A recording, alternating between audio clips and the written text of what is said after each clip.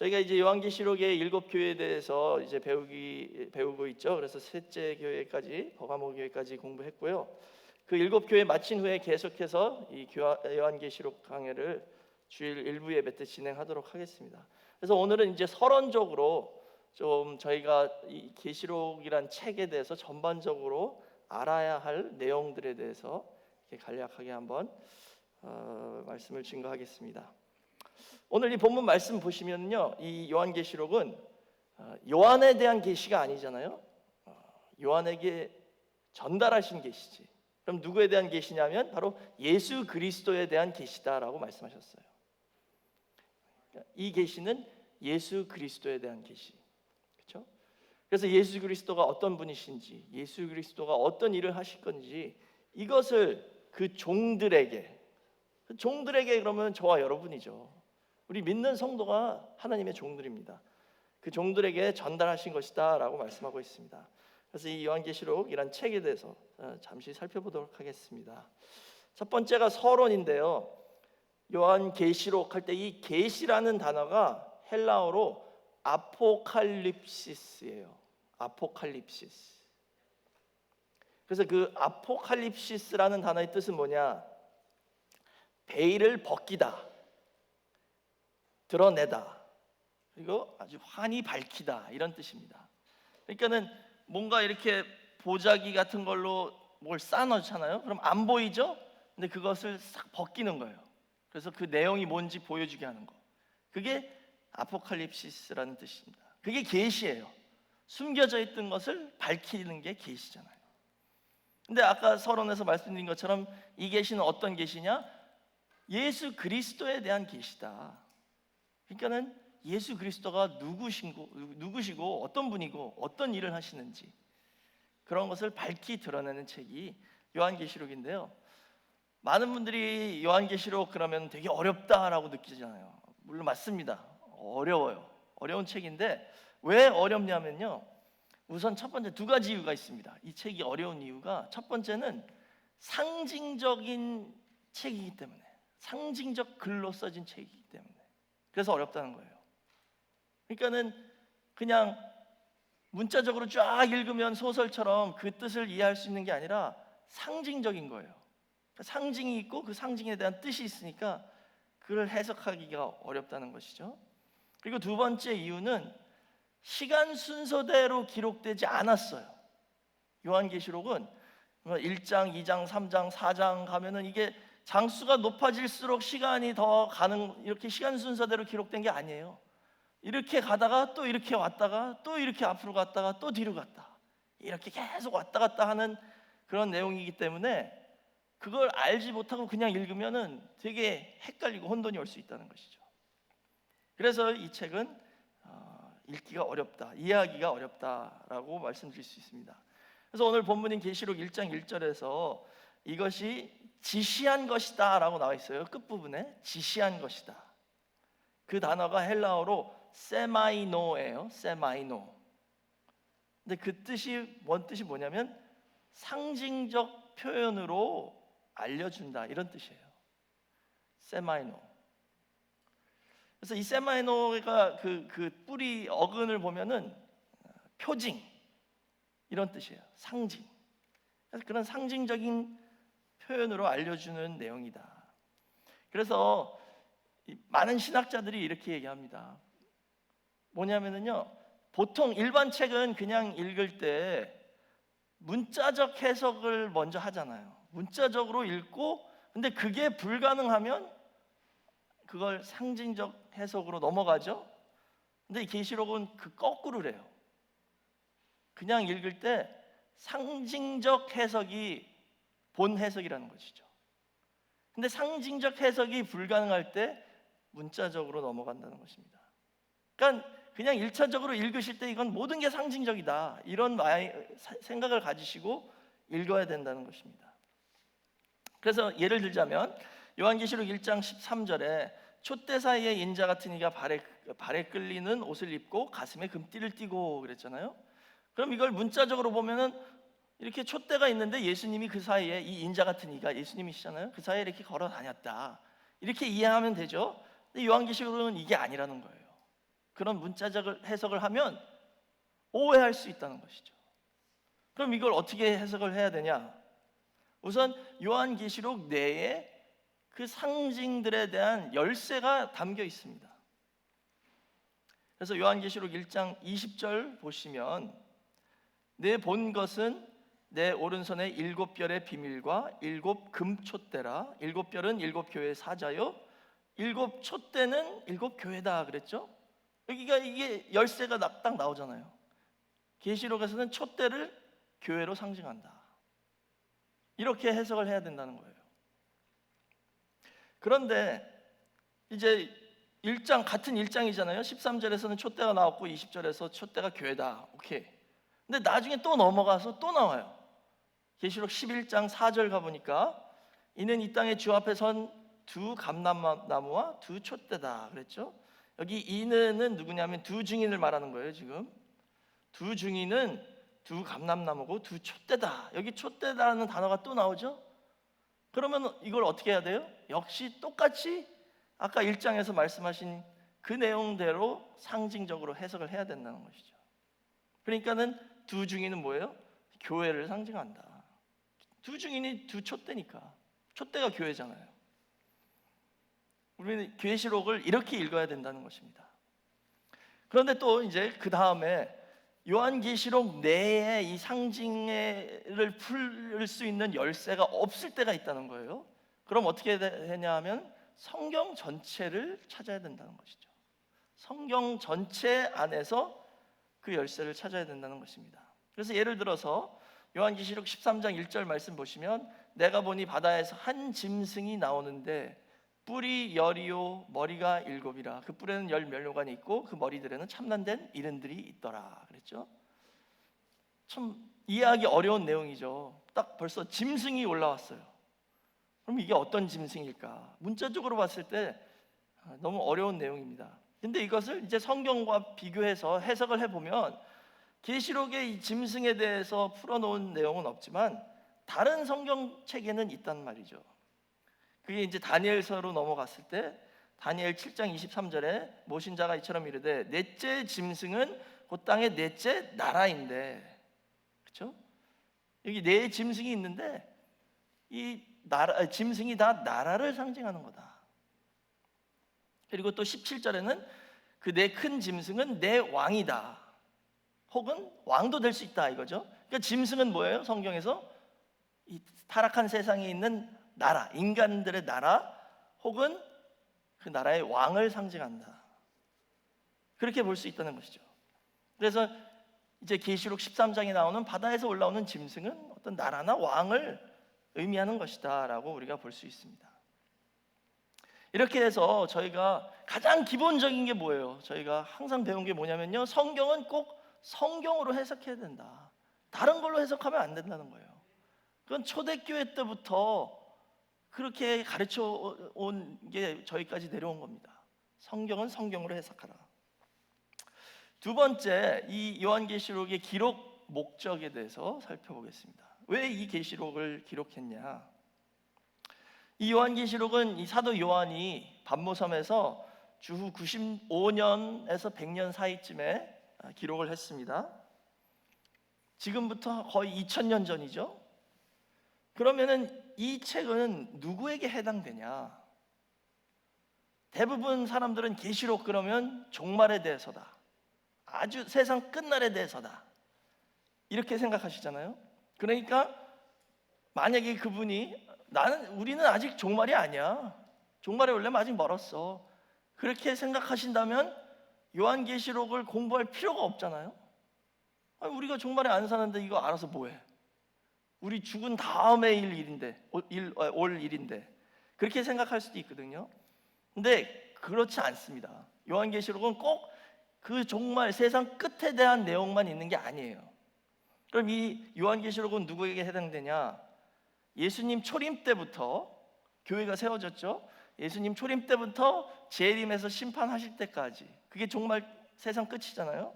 그 초림 때부터 재림까지 사이에 사는 모든 성도들에게 해당되는 책이에요. 왜냐하면요, 지금 이 사도 요한이 이 글을 썼을 때는 로마 시대 살았죠. 예수님 초림 때도 로마 시대였습니다. 그 로마 시대에 대해서 묘사한 내용들이 있어요. 뭐 여기 짐승도 나오고 어떤 왕도 나오는데 그런 로마 시대 때 받은 핍박의 내용도 있죠. 그게 그럼 오늘 우리에게 어떻게 해당되느냐 했을 때 로마 시대 때부터 초림 때부터 재림까지 이 세상은요 이제 거의 비슷하다는 거예요. 로마 시대 때 상황이 그 영적 상황이 세상 끝날까지 크게 변화 없이 거의 비슷하게 간다라는 뜻입니다. 그 2000년 역사가 비슷해요. 그 겉 내용은 바뀌죠. 나라도 바뀌고 왕들도 바뀌지만 그 영적 상황은 그때나 지금이나 거의 비슷하다는 것이죠.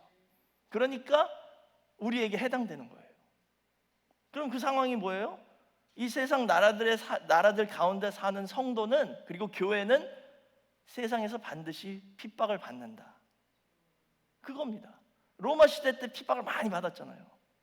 그 강도의 차이만 있지 우리가 그 정도로 많이 핍박을 안 받을 수 있겠지만 교회 그리고 경건한 성도는 반드시 그런 핍박이 있다라는 것을 가르쳐주고 있습니다.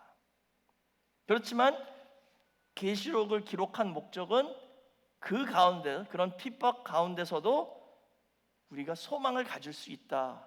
이것을 전달하기 위해서 쓰신 거예요. 왜냐하면 그리스도가 주님이 어디 계셨어요? 촛대 가운데 계셨잖아요. 그 촛대가 뭐예요? 교회죠. 그러니까 주님은 초림 때부터 재림까지 우리 눈에 보이든 안 보이든 늘 교회 가운데 계셨다는 거죠. 그리고 그 촛대의 촛불을 계속 점검하시면서 꺼지지 않게 하셨다는 거죠. 그 촛불이 뭐예요? 저희가 배웠어요. 그 촛불은 우리 성도의 영혼이다. 주님 지금 이 교회에 계십니다. 그리고 여기 계신 각자 한 사람 한 사람의 영혼을 책임지고 계신 거예요. 아멘이시죠? 네. 그러니까는 걱정이 없죠. 우리는 반드시 승리할 것이다. 왜냐하면 주님 우리와 함께 하시고 주님이 교회를 통해서 승리하시기 때문에. 그게 요한계시록의 결론이에요. 그래서 우리는 소망을 가질 수 있고 거기에 위로를 받을 수 있다는 것입니다. 저희가 세상에 살면서 성도로서 힘들 때 있고 문제 있고 핍박받거나 오해받거나 할 때가 많이 있죠. 그러나 초대교회의 상황에서도 똑같았고 2000년 동안 성도들 다 그렇게 살았는데 주님이 함께 하셨고 도와주셨고 우리를 인도해 주시고 구원해 주신다. 반드시 승리한다. 이게 있으니까 우리는 위로를 받을 수 있다는 것이죠. 그래서 이 요한계시록에서는 지금 교회와 성도가 대적해야 할 5가지 적을 말씀하고 있습니다. 우리가 맞서 싸워야 할 5대 적, 5가지 적이 있어요. 그리고 이 5가지 적이 우리를 3가지 방법으로 공격을 하는 거예요. 적은 몇 가지예요? 5가지죠? 네, 목소리를 좀 더 크게 해주시지. 볼륨을 올리. 적이 몇 가지요? 5가지. 그리고 공격은 몇 가지? 3가지. 네. 자, 그러면 첫 번째가 용입니다. 성도의 5가지 5대 적. 용은 누구냐면 용은 영적 존재예요. 눈에 보이지 않는 거예요. 그래서 요한계시록 12장 9절 말씀 보시면 큰 용이 내어 쫓기니 옛뱀 곧 마귀라고도 하고 사단이라고도 하는 온천하를 꿰는 자라 땅으로 내어 쫓기니 그의 사자들도 저와 함께 내어 쫓기니라. 이 용이 뭐예요? 보니까 뱀이고 마귀고 사단이다. 용도 삼위일체입니다. 뱀, 마귀, 사단. 이게 다 영적 존재인데 그 모든 악의 배후에는 이 용이 있다는 것이죠. 그다음에 두 번째 적은 바다에서 올라온 짐승입니다. 바다 짐승. 아까 계시록 13장 1절 읽었죠. 또 요한계시록 13장 2절 보시면 그 용이 이 바다에서 올라온 짐승에게 자기의 권세를 다 줬대요. 그래서 그 용에게 권세를 받아서 바다에서 올라온 짐승이 등장한다라는 것이죠. 세 번째는 땅에서 올라온 짐승이 또 있습니다. 땅에서 올라온 짐승은 다른 말로는 거짓 선지자라고 표현하고 있습니다. 요한계시록에서 거짓 선지자.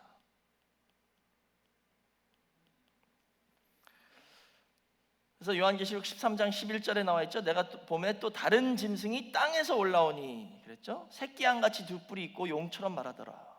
모습은 새끼 양이 뭐예요? 어린 양, 예수님 같이 그런 모습을 흉내낸다는 것입니다. 그다음에 네 번째 적은 음녀 바벨론입니다. 음녀가 바벨론이에요. 바벨론이 음녀의 어미다 그랬거든요. 요한계시록 17장 1절에 또 일곱 대접을 가진 일곱 천사 중 하나가 와서 내게 말하여 가로되 이리 오라, 많은 물 위에 앉은 큰 음녀에 받을 심판을 내게 보이리라. 근데 5절 가니까 큰 바벨론이라 땅의 음녀들과 가증한 것들의 어미다 그랬죠. 이 세상을 상징하는 게 바벨론이죠. 근데 바벨론이 음녀의 어미래요. 그러니까 음녀하고 바벨론은 늘 같이 가는 겁니다. 그리고 마지막 다섯 번째는 짐승의 표를 받은 사람들. 짐승의 표 아시죠? 666. 이 짐승의 표를 받은 사람들이 또 우리 성도의 대적 중에 하나라는 것이죠. 이렇게 다섯 가지 5대 적이 있는 거예요. 우리에게, 교회와 성도에게. 이들과 맞서 싸워야 되는데 이 5대 적은 우리를 어떻게 공격하냐면요, 세 가지 방법으로 공격하고 있습니다. 어떻게 하냐? 첫째는 박해, 핍박을 한다는 거예요. 성도와 교회를 박해합니다. 핍박하는 거예요. 이거 대체적으로 모든 다섯 적이 다 하지만 대체적으로 이 박해는 누가 하냐면 바다에서 올라온 짐승, 그리고 짐승의 표를 받은 사람들. 그렇지만 그 배후에는 다 용이죠. 영적 배후에는. 두 번째 방법은 선전입니다. 선전이 뭘까요? 말로 우리를 공격하는 거예요. 교회를 혹은 성도를. 저 성도 이상하대, 저 교회 이상하대, 너무 미신적으로 믿어, 뭐 어때, 이렇대 저렇대, 이렇게 말을 퍼뜨리죠. 그게 선전이에요. 요즘 말로 하면 가스라이팅. 저 사람 이상한, 저 교회 이상하대. 계속 얘기하면 어느 순간부터 믿어지게 되는 거예요. 그러면 안 되죠. 이런 식으로 공격한다는 것이죠. 이 선전은 대체적으로 누가 하냐? 땅에서 올라온 짐승이 하는 거예요. 바다에서 올라온 짐승은 박해를 하는 거고, 땅에서 올라온 짐승은 선전을 하는 것입니다. 그리고 마지막 세 번째는 유혹이에요. 유혹. 내가 좋아하는 거, 내가 약한 점을 알아가지고 그걸로 막 유혹을 하고 꼬시죠. 이건 누가 하겠어요? 당연히 음녀죠. 음녀 바벨론. 그리고 짐승의 표 받은 사람들도.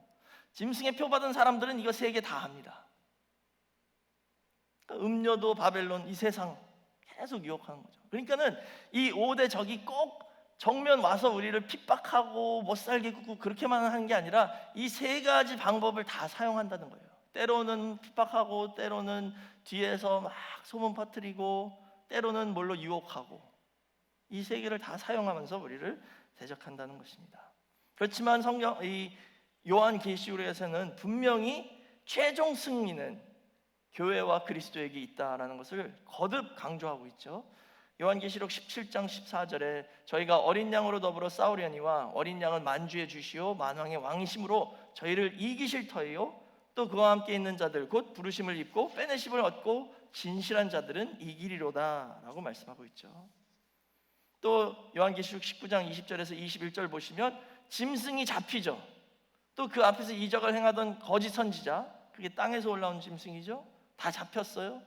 또 짐승의 표를 받고 그 우상에게 경배하던 사람들까지 다 잡혀서 유황불에 던진다라고 말씀하고 있습니다. 이게 요한계시록의 최종 메시지입니다. 지금 우리가 핍박받을지라도 반드시 승리는 우리 것이다. 큰 세 번째로 계시록의 구조에 대해서 살펴보겠습니다. 요한계시록 구조 복잡하지만 최대한 간단하게 말씀드릴게요. 계시록에서는요 7이라는 숫자가 가장 중요합니다. 7이라는 숫자가 계속 나와요. 요한계시록에 7교회가 있죠. 또 7인이 있고 7나팔이 있고 7대접 있고 또 7가지 축복도 있습니다. 그 외에도 너무나도 많습니다. 7이라는 숫자가 계속 나오는데 계시록의 구조도 7 섹션으로 나눠줄 수 있다는 거예요. 그래서 장별 나눠보면 이렇게 됩니다. 장별로 계시록을 그 구조를 보면 1장에서 3장까지, 그다음에 4장에서 7장까지가 두 번째고 8장에서 11장, 12장에서 14장, 15에서 16, 그리고 17에서 19, 그다음에 20에서 22장이 마지막. 이렇게 7 부분으로 나눌 수 있다는 것이죠. 그 다음에 이제 이건 장별 구조로 한다면 내용별로 봤을 때 이렇게 볼 수 있어요. 내용별로는 요한계시록의 메인 계시는 뭐냐면 이 세 가지 재앙이에요. 그게 뭐예요? 7인, 7 나팔, 7 대접. 이게 메인입니다. 우리 한번 입으로 시인을 해보시죠. 다 같이 7인, 7 나팔, 7 대접. 다 셋 다 재앙입니다. 재앙. 그럼 그게 본 계시예요. 7 인재앙이 계시록 6장에 나오죠. 7 나팔 재앙이 8장과 9장에 나오죠. 그다음에 7 대접이 15장에서 16장 나오는데 이 본 계시 중간중간마다 중간 계시라는 것을 넣어 주셨어요. 왜 그랬냐면요, 이게 다 셋 다 재앙이잖아요. 7 인재앙, 7 나팔 재앙, 7 대접 재앙 연속으로 쫙 하면 너무 무서운 거예요. 소망을 잃어버리게 돼. 그래서 성도가 낙심할까 봐 중간중간에 소망을 주기 위해서 중간 계시를 넣어 주신 겁니다. 그럼 7 인재앙이 6장 끝나고 7장에 가서 중간 계시가 나오는데 그게 뭐냐면 14만 4천을 인치시는 내용. 이 인침을 받은 14만 4천은 재앙을 안 받아요. 재앙이 받아도 끄떡없어. 그렇죠? 그 다음에 7 나팔 재앙이 8장 9장에 나오죠. 그 다음에 10장 11장에 또 하나 중간 계시를 뒀는데 그게 뭐냐면 작은 책을 가져와서 주님이 먹여주셔요. 펴놓인 작은 책이었죠. 아까 인을 뗐으니까. 그 다음에 11장에는 그 작은 책을 먹은 사람들이 증거를 하는데 그게 두 증인입니다. 그리고 또 12장에서 14장에 또 중간 계시가 하나 더 나와요. 이건 뭐냐면 해 입은 여자죠. 이것도 교회입니다. 교회가 양육받는 것. 근데 13장에서는 두 짐승이 올라오죠. 근데 14장에 가서는 어떻게 됐어요? 그 두 짐승을 이긴 14만 4천이 시온산 정상에 꼭대기에 서 있는 것을 보여주죠. 최종 승리한 거죠. 그리고 마지막 본 계시가 7 대접 재앙입니다. 이렇게 가는데요. 이제 저희가 아셔야 될 것은 이런 구조를 보면 딱 한 가지 중요한 게 나오는데 그게 뭐냐면 아까도 말씀드린 것처럼 계시록은 시간 순서대로 기록된 게 아니다. 이걸 아셔야 돼요. 그냥 시간 순서대로 쭉 가는 게 아닙니다. 이렇게 갔다가 또 과거로 갔다가 또 앞으로 갔다 또 과거로 갔다 이렇게 반복된다는 것이죠. 그래서 이것을 반복 이론이라고 해요. 그러니까 예를 들자면 영화를 보실 때 어떤 한 사람 관점에서 시작해요. 그래서 이 사람의 역사를 쫙 그려 보여줘요. 그래서 여기 결론에 딱 와. 그렇죠? 근데 그 다음 장면에 과거로 또 가. 이제 딴 사람 관점이야. 그래서 쫙 가요. 결론은 같은 결론이야. 첫 번째 결론하고 똑같은 결론에 또 와요. 그렇지만 다른 사람의 관점으로. 그 다음에 또 뒤로 가요. 이제 세 번째 사람의 관점이야. 또 쭉 가. 근데 결론은 또 똑같은 데 와. 결론은 항상 똑같은 데예요. 주의 재림하시고 이기시고 심판하시는 거. 근데 관점이 다 다른 거죠. 이거를 이해하셔야 돼요. 그러니까는 예를 들어서 종말, 이게 결론이죠. 종말은 재림과 심판입니다. 그리고 새 예루살렘.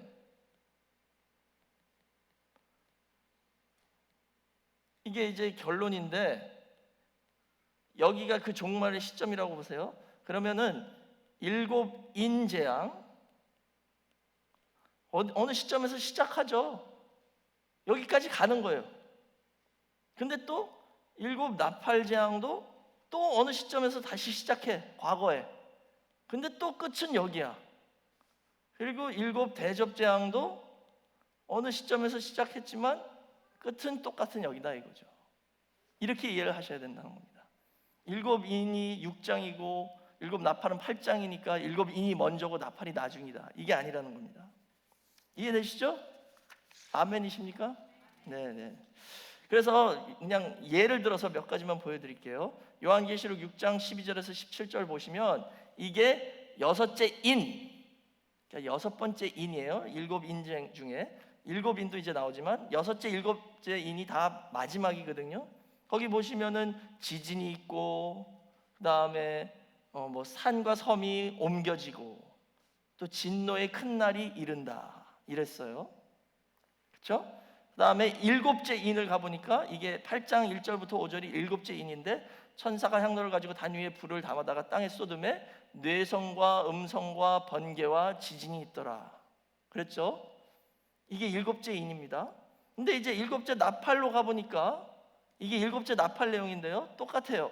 일곱째 천사가 나팔을 불매 하늘에 큰 음성들이 나서 가로되 세상 나라가 우리 주와 그리스도의 나라가 되어 그가 세세토록 왕노릇 하시리로다 하니 이방들이 분노하며 주의 진노가 임하여 그랬죠. 아까 진노가 나왔었죠. 그리고 이에 하늘에 있는 하늘의 성전이 열리니 성전 안에 하나님의 언약궤가 보이며 또 번개와 음성들과 뇌성과 지진과 우박이 있다. 아까랑 똑같은데 우박만 추가됐어요. 우박. 그렇죠? 그 다음에 이 일곱 대접을 가보면 요한계시록 16장입니다. 일곱째가 그 대접을 공기 가운데 쏟음에 큰 음성이 성전에서 보좌로부터 나서 가로되 되었다 하니 번개와 음성과 뇌성이 그리고 또 큰 지진이 있어 어찌 큰지 사람이 땅에 있어 오므로 이같이 큰 지진이 없더라. 섬도 없어지고 산도 간데 없더라. 아까 산과 섬이 옮겨졌다 그랬죠? 그리고 그 중수가 한 달란트 되는 큰 우박이 하늘로부터 내려왔다. 계속 반복되죠? 그러니까 종말은 끝이에요. 이게 종말입니다. 일곱째 대접도 종말이고 일곱째 나팔도 종말이고 일곱째 인도 종말이라는 것이죠. 이렇게 각 다양한 관점으로 다양한 시점에서 시작했지만 끝은 항상 종말에 온다는 것을 우리가 볼 수 있습니다. 이 구절을 기억하시면서 이제 요한계시록을 읽어보시면 조금 더 이해하기에 도움이 되실 거예요. 그 다음에 중간 계시도 보면은요, 이게 7년 대환란입니다. 7년 대환란 중에 가운데 딱 나눠서 전 3년반과 후 3년반으로 나누죠. 그러면 계시록 7장에 14만 4천을 이마에 인쳤습니다. 계시록 7장에. 그 다음에 계시록 10장에서는 작은 책을 먹여주셨죠. 두 개가 같은 내용이에요. 인침을 받는 게 뭐예요? 말씀을 먹어서 완전 무장되는 거죠. 그리고 두 증인이 증거해요. 그 책을 먹은 두 증인이 증거하는 것도 동시다발적으로 일어난다는 것이죠. 그리고 해 입은 여자가 12장에서는 양육을 받는데 광야에서 그게 뭐예요? 말씀을 먹는 게 양육받는 거죠. 그러니까 이 내용이 다 다른 내용으로 보이지만 같은 시간 전 3년 반에 교회에게 일어나는 다양한 일들을 이렇게 하나님께서 기록을 해두셨다는 것입니다. 그리고 두 짐승이 등장하는 건 이제 후 3년 반이고 계시록 14장에서 14만 4천이 시온산 정상에 올라가 있는 것은 7년 대환란이 끝나고 이겨서 거기에 올라가 있다라는 것을 말씀하고 있습니다. 그래서 요한계시록 7장 14절에서 17절 보면 7장인데 여기서도 또 종말이 나오는 거예요. 내가 가로되 내 주여 당신이 알리이다 하니 그가 나라도 이르되 이는 큰 환란에서 나오는 자들인데, 그러니까 큰 환란이 끝난 거죠. 7년 대환란이 끝났습니다. 그리고 나왔다는 거예요. 그래서 그 사람들이 희게 깨끗한 옷을 입었죠. 그러면서 이제 17절 보시면 여기 있죠. 16절부터 보시겠습니다. 저희가 다시 줄이지도 아니하며 목마르지도 아니하고 해나 아무 뜨거운 기운에 상하지 아니할지니 이는 보좌 가운데 계신 어린 양이 저희의 목자가 되사 생명수 샘으로 인도하시고 하나님께서 저희 눈에서 모든 눈물을 씻어주신다. 이게 끝이에요. 이 내용이 어디 나와요? 새 예루살렘 성 가면 나오죠. 요한계시록 21장 4절이죠. 모든 눈물을 그 눈에서 씻기심에 다시 사망이 없고 애통하는 것이나 곡하는 것이나 아픈 것이 다시 있지 아니하리니 처음 것들이 다 지나갔다. 같은 내용이죠. 여기 7장하고 21장. 그러니까는 이 내용을 이제 인식하시고 성경을 읽으실 때 하나님께서 큰 깨달음을 주실 줄 믿습니다. 결론적으로는 말씀드린 대로 요한계시록은 저에게 소망을 주고 위로를 주고 인내할 수 있도록 힘을 주시려고 써주신 책입니다. 무서워서 겁주시려고 주신 책이 아니라는 거예요. 요한계시록을 제대로 이해하면 확신을 얻는 것이죠. 아, 교회는 주님이 그 가운데 계시기 때문에 반드시 승리한다. 그 내용이 계속 거듭돼서 반복되고 있습니다. 섹션마다, 아까 7가지 섹션이 있었죠? 섹션마다 끝에 가면 종말인 거예요. 3장 끝이 종말이고 7장 끝이 종말이고 섹션마다 종말에 가는데 거기 가면 계속 어떻게 돼요? 우리가 이기는 거예요. 그걸 7번 반복해서 말씀해 주시니까 얼마나 기분이 좋아요. 확신을 얻을 수 있게 되는 것이죠.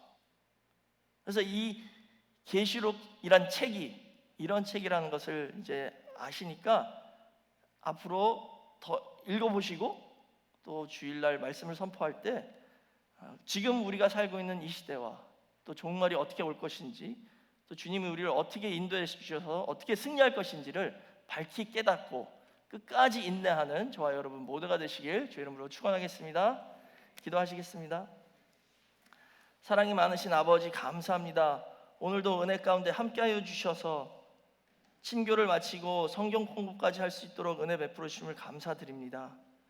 오늘 주신 말씀을 붙잡고 요한계시록을 기도하는 가운데 읽을 때에 큰 깨달음 허락하여 주시고 깨달은 만큼 믿고 실천하는 우리 모든 성도님들이 될 수 있도록 인도하여 주시옵소서.